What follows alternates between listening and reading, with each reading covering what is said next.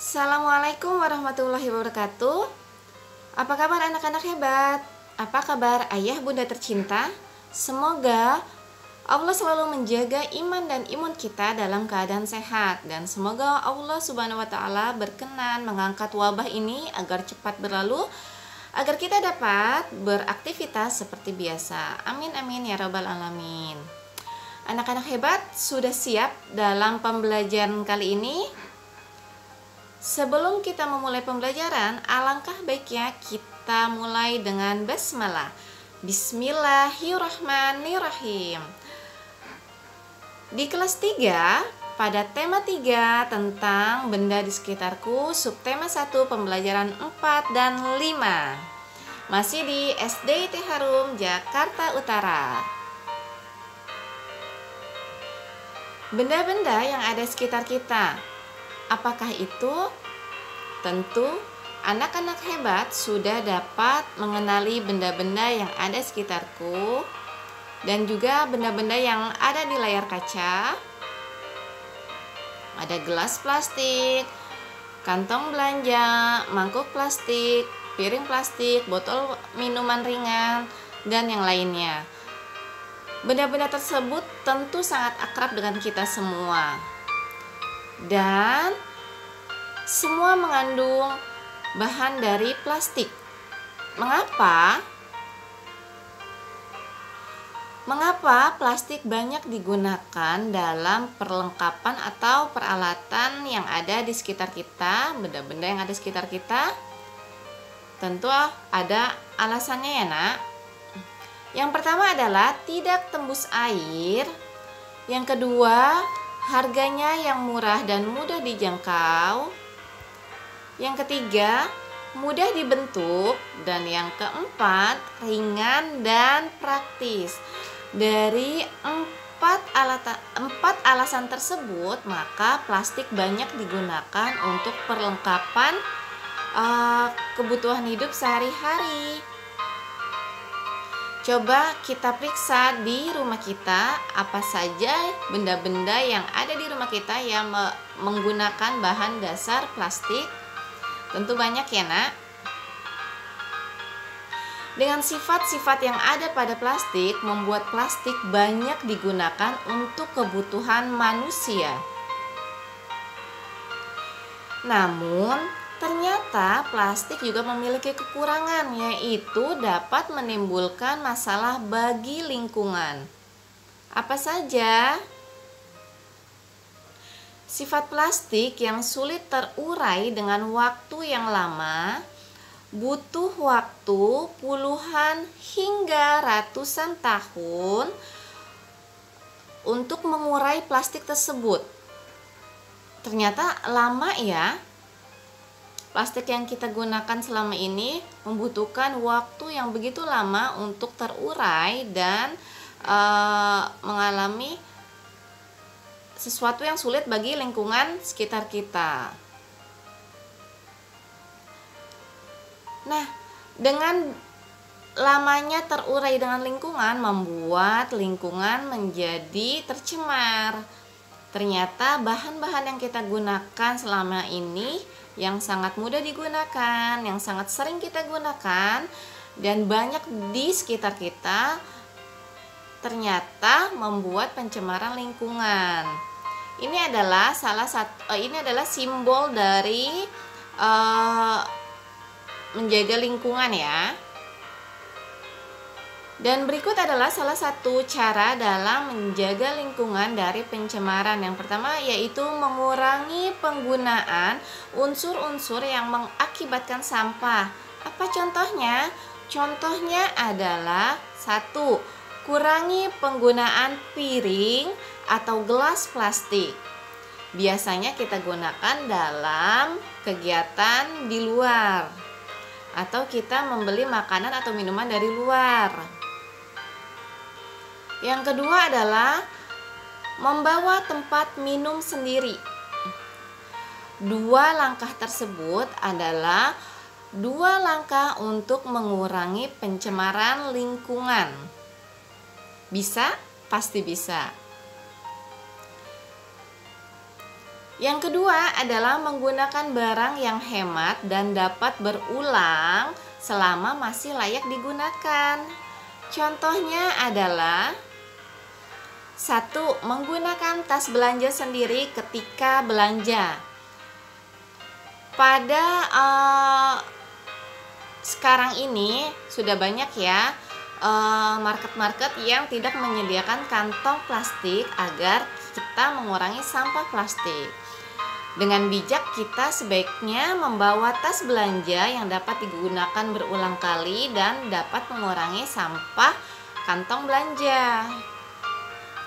Yang kedua adalah mendonasikan barang-barang yang dimiliki. Misalnya saja sepatu yang kita miliki masih bagus dan layak digunakan, hanya sempit karena kaki kita sudah mulai tumbuh. Lebih baik tidak dibuang, namun diberikan kepada orang yang membutuhkan, tapi catatannya adalah masih layak digunakan. Paham ya anak-anak? Nah, yang berikut adalah kantong belanja sebaiknya tidak digunakan. Nah, ini adalah tas belanja yang dapat digunakan berulang kali dan dapat menghemat pengeluaran kita, juga dapat mencegah pencemaran lingkungan dari diri kita sendiri. Dimulai dari diri kita sendiri, lalu akan berkurang. Yang ketiga adalah recycle, mengolah kembali barang yang sudah tidak terpakai menjadi barang baru yang bermanfaat. Apa contohnya? Contohnya adalah 1. Mengumpulkan dan memilah sampah yang masih dapat digunakan. Yang kedua adalah mendaur ulang kertas menjadi kertas atau buku lainnya. Jadi tidak langsung buang karena sesungguhnya barang-barang itu masih dapat digunakan, diolah kembali atau dipilih. Berikut adalah contoh dari mengelola kembali barang yang sudah tidak terpakai menjadi barang yang bermanfaat.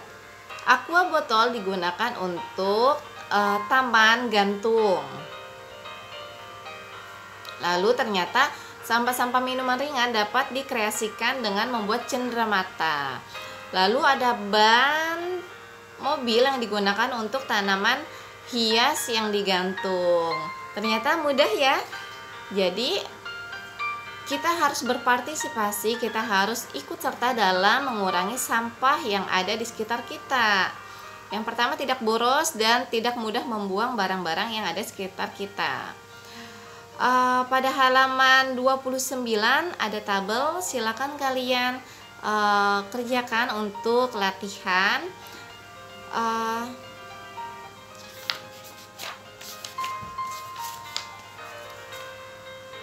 Jenis kemasan makanan dan logo kemasan makanan. Jadi di sana terdapat arti dari simbol-simbol untuk menghemat barang yang kita gunakan selama ini, mana yang layak digunakan, mana yang tidak layak digunakan berulang kali. Bisa ya anak-anak hebat? Allah Subhanahu wa taala berfirman dalam surat Al-Qasas ayat 77. Berbuat baiklah kepada orang lain sebagaimana Allah telah berbuat baik kepadamu, dan janganlah kamu berbuat kerusakan di bumi. Sesungguhnya Allah tidak menyukai orang-orang yang berbuat kerusakan. Maka Allah Subhanahu wa taala sudah menyiapkan segala sesuatunya untuk manusia. Maka bijaklah dalam menggunakan semua itu, dengan mengurangi sampah, lalu memilih mana yang masih bermanfaat, mana yang tidak, dan tidak mudah membuang sesuatu yang masih bisa digunakan. Dengan begitu, pencemaran lingkungan akan semakin berkurang. Dengan kesadaran masyarakat yang meningkat, maka dengan begitu juga pencemaran lingkungan semakin banyak berkurang, insya Allah. Setelah kita mengenal jenis benda dari bahan plastik yang sangat mudah kita gunakan, namun juga agak berbahaya bagi lingkungan karena sifatnya yang sulit terurai dengan lingkungan.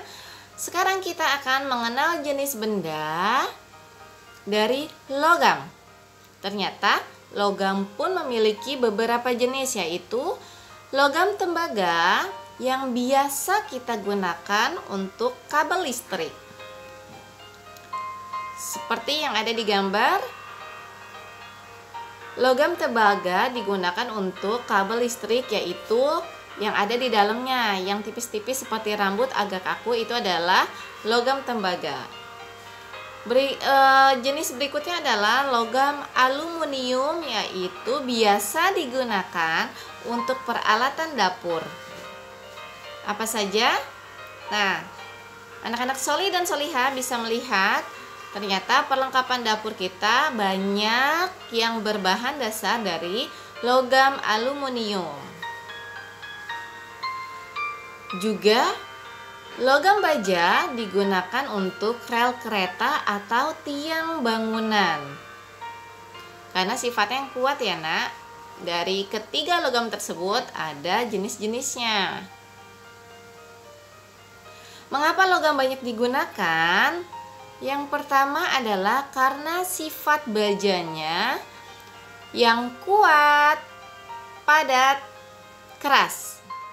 Kuat, padat, dan keras sehingga logam banyak digunakan. Sifat berikutnya adalah tidak tembus air dan mudah dibentuk atau dilebur. Berikutnya, pengantar panas dan listrik yang baik. Maka dari itu logam banyak digunakan. Logam tadi adalah jenis benda yang berbahan logam. Sekarang kita mengenal jenis benda yang terbuat dari kaca, berbahan dasar dari pasir kuarsar dan pasir silika. Sifat kaca memiliki 1. Kedap air, 2. Tembus cahaya, 3. Dapat dibentuk, 4. Mudah pecah, dan yang kelima kuat dan padat sehingga banyak digunakan dalam kebutuhan hidup sehari-hari. Namun sayangnya kekurangannya adalah mudah pecah dan itu sangat membahayakan jika terkena tubuh kita, terlebih terkena anak kecil. Kaca, perlengkapan rumah tangga kita juga banyak menggunakan kaca.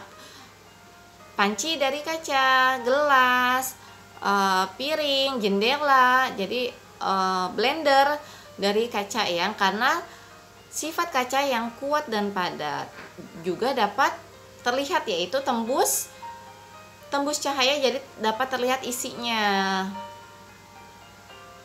Namun tetap berhati-hati dalam penggunaannya. Yang berikutnya adalah benda yang berbahan dasar dari karet. Karet terbuat dari getah pohon karet. Karet terbuat dari getah pohon karet. Sifat karet yang pertama adalah kedap air. Yang kedua, lentur dan kuat. Yang ketiga, tidak menghantarkan panas. Maka dari itu, dari sifat-sifat karet tersebut, karet dapat digunakan dan diolah menjadi salah satunya adalah alas kaki kita, sendal jepit, dan alas kaki dari sepatu kita. Lentur dan kuat dan tidak menghantarkan panas. Jika kita berjalan di bawah terik sinar matahari, maka jalanan yang panas itu tidak kita rasakan karena kita menggunakan alas kaki yang terbuat dari karet. Yang berikutnya adalah bola. Bola yang sering kita gunakan atau anak laki-laki gunakan untuk bermain ataupun berolahraga. Dan yang lainnya, ban kendaraan, ban motor, ban sepeda, ban mobil menggunakan karet sebagai bahan dasarnya. Agar kenapa? lentur dan kuat, tidak menghantarkan panas.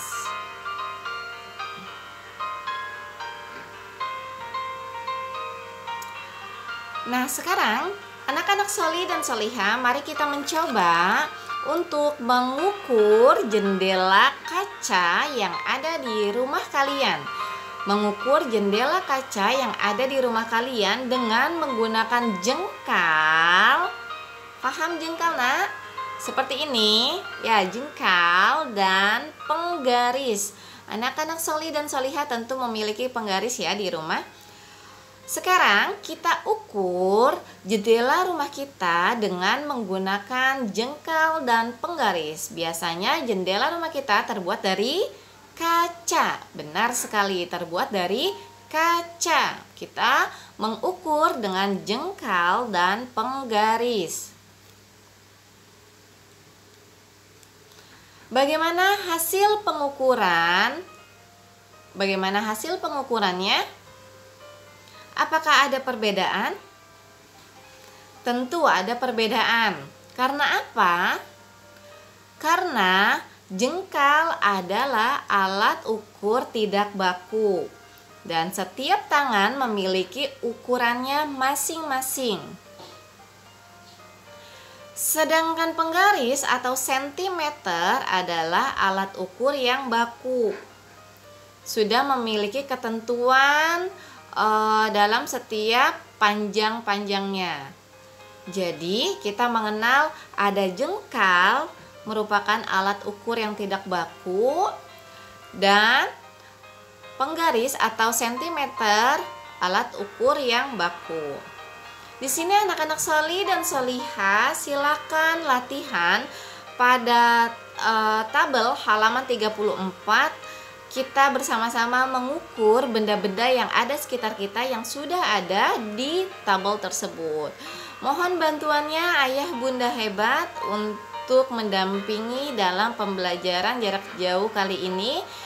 Semoga Allah selalu memudahkan kita semua dalam setiap kebaikan yang kita lakukan.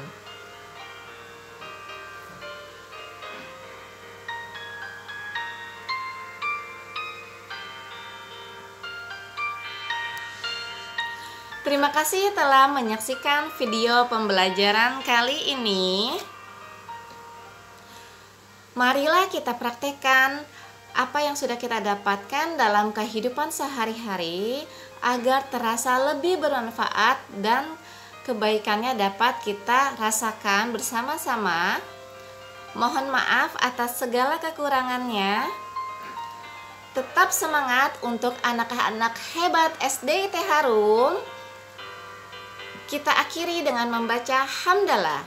Alhamdulillahirabbil alamin. Sekian dari saya. Assalamualaikum warahmatullahi wabarakatuh.